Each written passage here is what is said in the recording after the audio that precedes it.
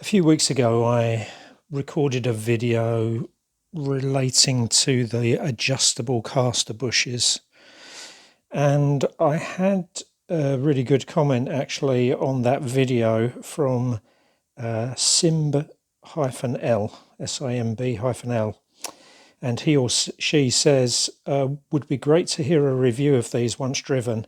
It should affect steering effort too. There are almost no reviews on these, which is a really good point.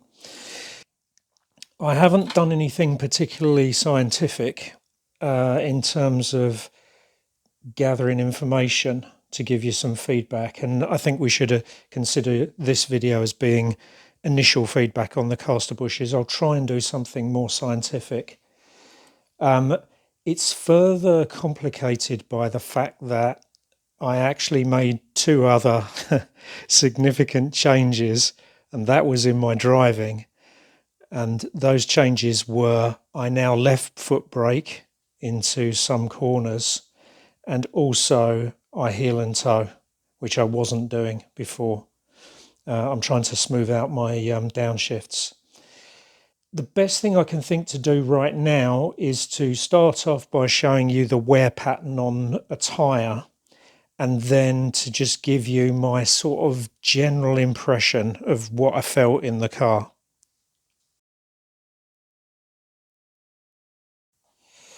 Okay, so this is the front left tyre. So this is going to take the majority of the load, because I think all of our circuits in the UK are clockwise circuits. And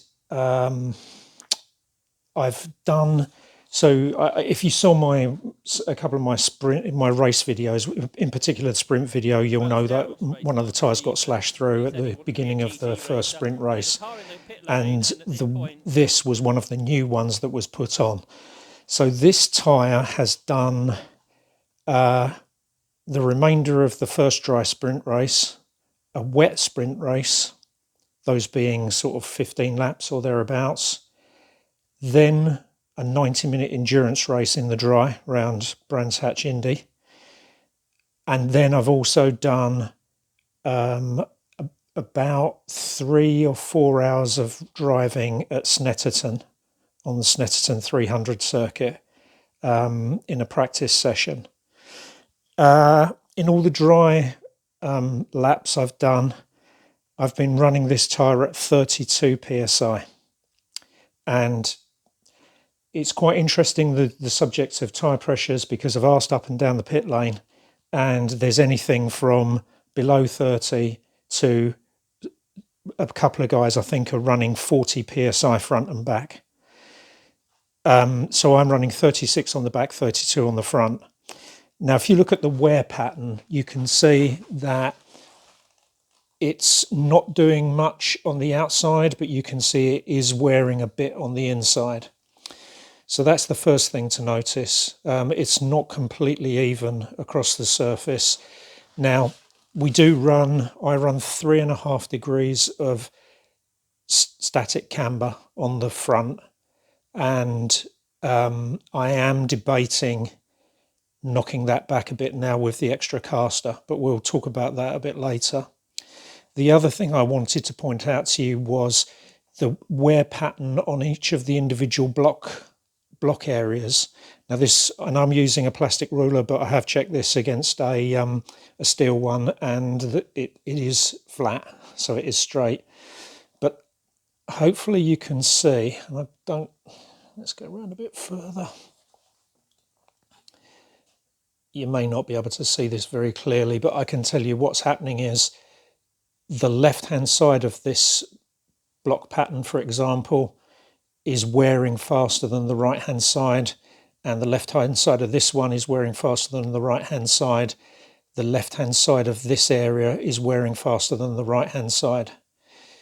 Now, I believe, and bearing in mind that it's wearing on the inside of this because of the negative camber, I believe this is to do with tyre pressures and the block pattern moving around, and I did explain this in a previous video. I'll try and put my diagram in here again to show what's happening.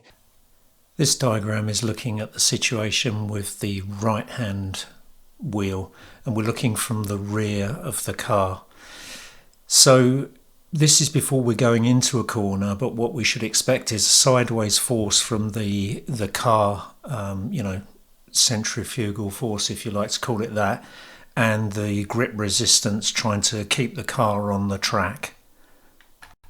So as those forces start to build, the tyre block is distorted in the way you see, and so you can see that the outside edge of the tyre block is taking more load, is jammed harder into the surface of the track, and I think that's why you get this pattern, this distinctive pattern of the tyre blocks wearing at an angle with the most wear on the outside of each tyre block. The question, I guess, is to support the blocks, to stop them moving around a bit, should I run higher pressures on the front? And I am going to try and run, I think I'm going to try 34 and then 36 on the front to see if that gives me a more even wear pattern, and also if I lose anything.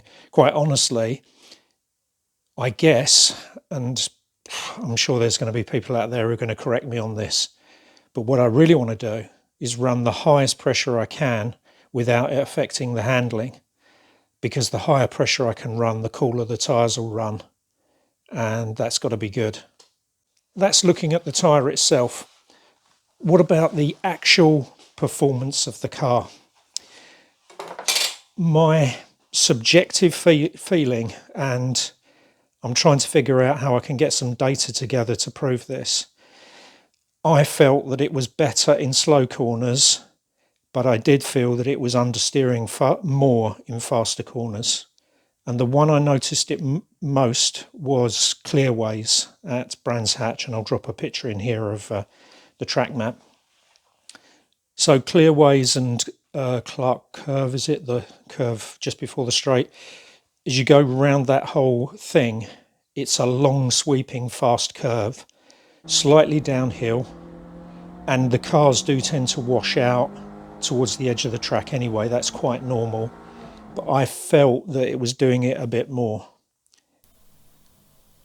Here's the telemetry for what I've labelled here as McLaren and clearways, although we are actually going around McLaren at this point. This curbing is the end of the McLaren right-hander. Anyway, we come round there and you can see the steering angle that is quite tight here. But as you can see, I've braked coming in, trail braked in towards the apex. I've probably come off the brakes a bit too early, so I'm not getting as much rotation into the car as I should. And actually the other thing is I'm apexing too early. I watched some British touring car races, and they apex really late, about that point there. That's where I need to apex.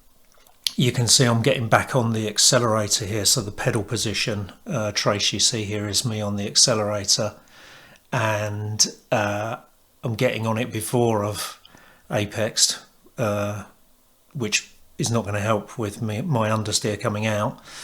But anyway, if we come through here, here's the maximum turn angle, minus 108.3 degrees, so you can see my steering wheel there is quite cranked over. But as I come out of there and now I'm on the accelerator, you can see the steering drops away considerably, but even at this point the car is still washing out towards the edge of the track. What you try to do, or what I certainly try to do, is where this white line crosses the track just here, I try and make that the ultimate exit point of this whole complex. But it has washed out a lot, and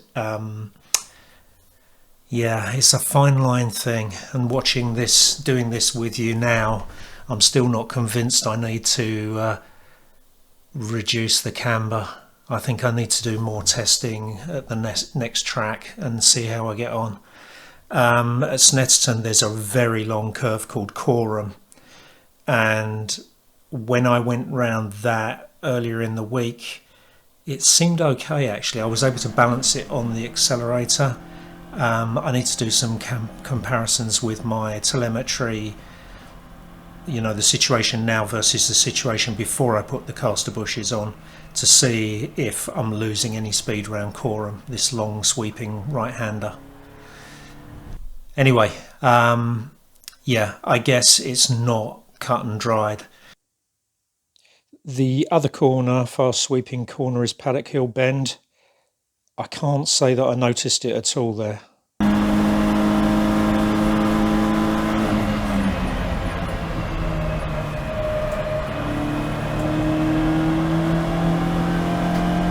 One way or the other, it felt the same as it always did.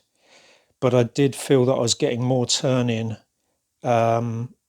particularly through Graham Hill Bend, which it's quite a steep downhill into Graham Hill Bend, and then it's a 90-degree left. I felt it was doing a better job of getting me round that corner. Now it is slightly complicated because I'm trail braking a lot more into that corner.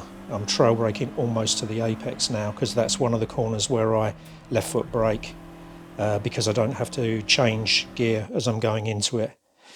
So yeah, unfortunately there are some variables, and short of me doing a track session specifically designed to assess the effect of the caster bushes, which I'd love to do, but unfortunately I've got so many other things I want to do in track sessions.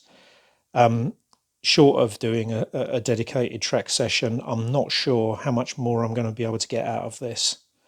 But I would like to try slightly less camber. So what I might do is I might go knock it back to 3 degrees of camber, of static camber, and then see how I'm doing. I won't be doing that at Brands Hatch because all my next sessions are going to be at Snetterton, building up to the next race I have there in August. I've got the telemetry from my session earlier in the week, the dry then wet session. So we have got some baseline data, and I was heel and toeing, and I was left foot braking into a couple of the corners. In particular turn 1, which is a fast double apex right-hander.